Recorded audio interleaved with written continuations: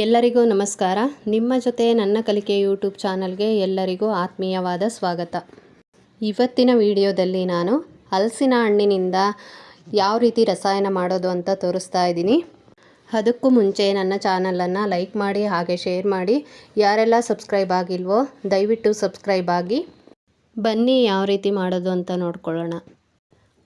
ಹಣ್ಣನ್ನು ಕಟ್ ಮಾಡಿ ತೊಳೆನೆಲ್ಲ ನೀಟಾಗಿ ಬಿಡಿಸ್ಕೊಂಡು ಈ ರೀತಿ ಸಣ್ಣ ಸಣ್ಣದಾಗಿ ಕಟ್ ಮಾಡಿಟ್ಕೊಳ್ಳಿ.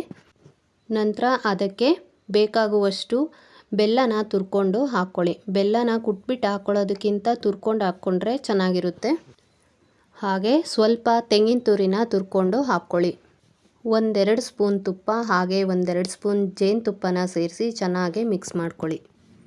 ಚೆನ್ನಾಗಿ ಎಲ್ಲ ಮಿಕ್ಸ್ ಮಾಡಿ ಒಂದು ಅರ್ಧ ಗಂಟೆ ಬಿಟ್ಟು ನಂತರ ತಿನ್ನೋದಕ್ಕೆ ಸರ್ವ್ ಮಾಡಿದ್ರೆ ಟೇಸ್ಟ್ ಮಾತ್ರ ತುಂಬ ಚೆನ್ನಾಗಿರುತ್ತೆ. ಇದಕ್ಕೆ ಏಲಕ್ಕಿ ಕೂಡ ಹಾಕ್ಕೋಬೋದು, ಆದರೆ ಹಲಸಿನ ಹಣ್ಣಿನ ಒರಿಜಿನಲ್ ಫ್ಲೇವರ್ ಹೊರಟೋಗುತ್ತೆ. ಹಾಗಾಗಿ ನಾನು ಇದಕ್ಕೆ ಏಲಕ್ಕಿನ ಬಳಸೋದಿಲ್ಲ. ಹಲಸಿನ ಹಣ್ಣಿನ ಸೀಸನ್ ಆಗಿರೋದ್ರಿಂದ ನೀವು ಕೂಡ ಈ ರೆಸಿಪಿನ ಮಾಡಿಕೊಂಡು ಹೇಗೆ ಬಂತು ಅಂತ ಕಮೆಂಟ್ ಮೂಲಕ ತಿಳಿಸಿ. ಹಾಗೆ ದಯವಿಟ್ಟು ನಮ್ಮ ಚಾನಲನ್ನು ಸಬ್ಸ್ಕ್ರೈಬ್ ಮಾಡ್ಕೊಳ್ಳಿ.